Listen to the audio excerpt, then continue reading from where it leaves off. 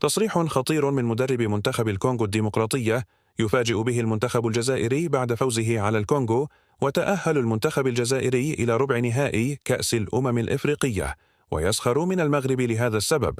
لن تصدق ماذا قال. ولكن قبل أن نبدأ، لو أنت محب وداعم للمنتخب الجزائري فيرجى الإعجاب بهذا الفيديو، واكتب في التعليقات: تحيا الجزائر والكأس جزائرية.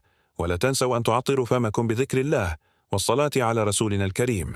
قال مدرب منتخب الكونغو الديمقراطية في تصريح عقب نهاية مباراة الجزائر والكونغو الديمقراطية أن ما قدمه المنتخب الجزائري في هذه البطولة يؤكد أنه واحد من أقوى منتخبات القارة بلا نقاش.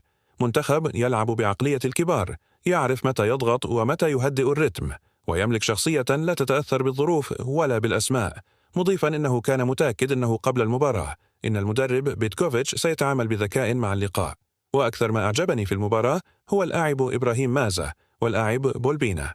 وأكد مدرب الكونغو الديمقراطية أن تصدر الجزائر للمجموعة والتأهل إلى ربع النهائي لم يكن محض صدفة أو نتيجة حسابات، بل نتيجة عمل واضح وانضباط تكتيكي كبير وثقة عالية في اللاعبين.